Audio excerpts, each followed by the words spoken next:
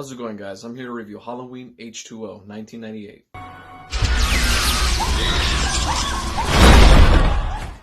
So, this sequel technically continues right after where Halloween 2 left off 20 years later. It ignores Halloween 3, 4, 5, and 6. It ignores pretty much the storyline that had her daughter, Jamie Lloyd, so it ignores the whole cult saga. It just ignores 3 to 6 pretty much, and it continues what would happen if Laurie Strode survived the car crash and faked her own death and then changed her name so that way she can hide from Michael, but which is kind of messed up at the same time. If this was the case, she kind of left her own daughter to die, but I mean, it is what it is, right?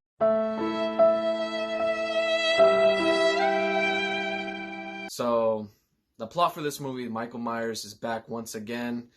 How? I don't know, but I mean, it doesn't even matter anyways, because whatever version that you've seen for the last movie, The Curse of Michael Myers, the producer's cut, or the original theatrical cut, it doesn't even matter because H2O doesn't even follow what the last movie left off. It doesn't matter which ending.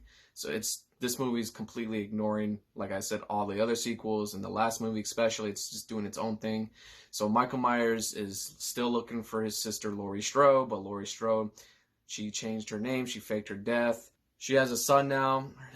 Her son's name is John, and John's played by Josh Hartnett. Josh Hartnett's been in other horror movies such as The Faculty and 30 Days a Night, and he is a really cool actor. Laurie is just worried of John just going out too much, generally being a rebel, being, like a young kid, just living life. He wants to live a normal life on Halloween because every year he always has to take care of his mother because, Laurie's been through a lot of traumatic experiences from that Halloween night. So he's pretty much sick of it, just dealing with her shit every night. So this is his night pretty much. He wants to just spend time with friends and his girlfriend on Halloween just for himself. He just wants to be free because he feels like his mother is pretty much draining him. So there's a little family drama there pretty much. Also, he keeps telling his mom that Michael's dead. You saw him burn. There's no way he would come out all of a sudden. What is he waiting for? He's dead. And of course, Michael Myers does come back, and he does manage to go through past security on campus. And speaking of security, the security is played by rapper LL Cool J, which is really cool. But yeah, when the kids go on a field trip, because John wanted to go on a field trip, but since that Laurie is making him stay, he's just like, fuck it, I'm gonna throw a Halloween party with my friends and the girlfriend. So they decided just to bail the trip and stay on campus, which Laurie doesn't know. So while Michael's on the campus, he's literally killing John's friends one by one, and it's up to John and Laurie to finally defeat Michael Myers once and for all. And Laurie and Michael does have a hell of a reunion in this movie. So that's the plot of Halloween H2O in a nutshell. So what did I think of this movie? I love this movie. This is a good sequel. Honestly, I like it. It's so good that this is my third favorite sequel. This is better than Halloween 4. So I like Halloween 1, 2, obviously. Halloween 3 is good. Halloween 4 is good. And the 5 and 6 has their own little different reviews. You guys can check out my review on that. Let's just say Halloween 5 was terrible. But this movie is actually a worthy sequel. This is my next favorite after Halloween 2. Don't get me wrong, I still like Halloween 3 and 4, but they're just not as good as H2O in my opinion. H2O just feels like old school Halloween mixed with some 90s slasher Scream vibes. I don't know how to explain it.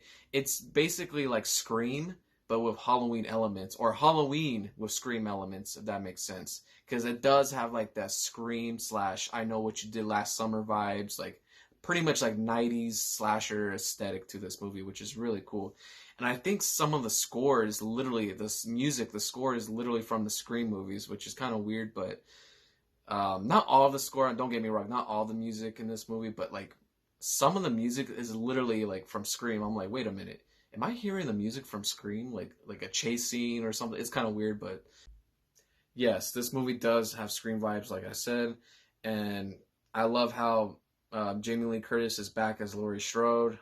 It feels refreshing seeing her again. And then she brought her mother in this movie, Janet Leigh. Janet Leigh was in the original Psycho movie, which is directed by Alfred Hitchcock. That's another classic you guys should check out. But yes, her mom is in this movie, and she has the old vintage car that was from Psycho, which is really cool. It even plays the Psycho theme when her scenes pop up. I thought it was a nice nod to the Psycho movie. But so yeah, I just love the 90s aesthetic. The look of this movie, it just brings back old school Halloween elements. I love the old 90s slasher vibes, like I Know What You Did Last Summer, Scream vibes. Everything is good. They even play a Creed song. Yes, Creed was a thing back in the late 90s and early 2000s. Everybody don't like that band, and there's some people that actually like that band. I think the band's all right. But yeah, they were playing Creed What's Life For in this, like the song in this movie, which is a little nice nod. Yeah, the special effects or the gore in this movie, it's not like the goriest Halloween movie, but it does have some effective special effects or blood and gore, like just minimal. And when it does show, you're just like, damn. Especially that there's this one scene where the chick gets hit by the elevator shaft. Her leg gets just in the middle of it, and like, bam! It's just, I don't want to say too much of it, but once you see it, you're gonna know what I'm talking about, and it's just, ooh, it's a disturbing thing to see. And honestly, this is the first movie where they have the Michael Myers mask problem. They used 4 different masks. They used the K&B mask. They used the Stan Winston mask. The Stan Winston mask is the one you see pretty much most of the movie. That's where you can see most of his eyes visible. But the Stan Winston one was the one that looks too clean and too white, and the eyes look too dark, and it looks squinted, and it's like tight on his face. That's the K&B mask, but the Stan Winston mask is the one we see most of the movie anyways, where you can see more of his eyes, literally.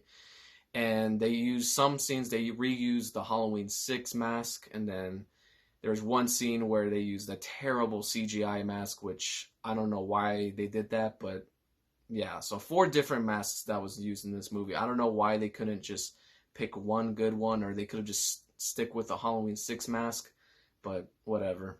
So if I had to give this movie out of 10, I would give this movie 8 out of 10. I actually enjoy the sequel. Not as good as the first 2 Halloween movies, obviously, but it's slightly better than Halloween 3 and 4, and way better than 5 and 6. So this is pretty much my next favorite sequel after Halloween 2.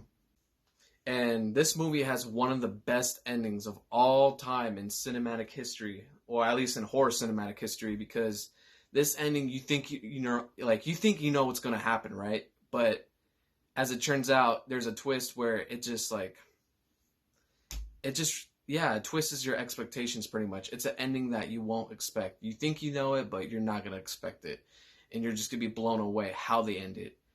But, of course, it's all ruined in Resurrection, which is the next sequel. But we'll get to that in the other review. But yes, when the movie came out in its time, it had one of the most legendary endings, but it got ruined in the next movie. So that was my quick review of Halloween H20 1998. Please leave a like, subscribe, and leave a comment, and I'll see you guys in the next one.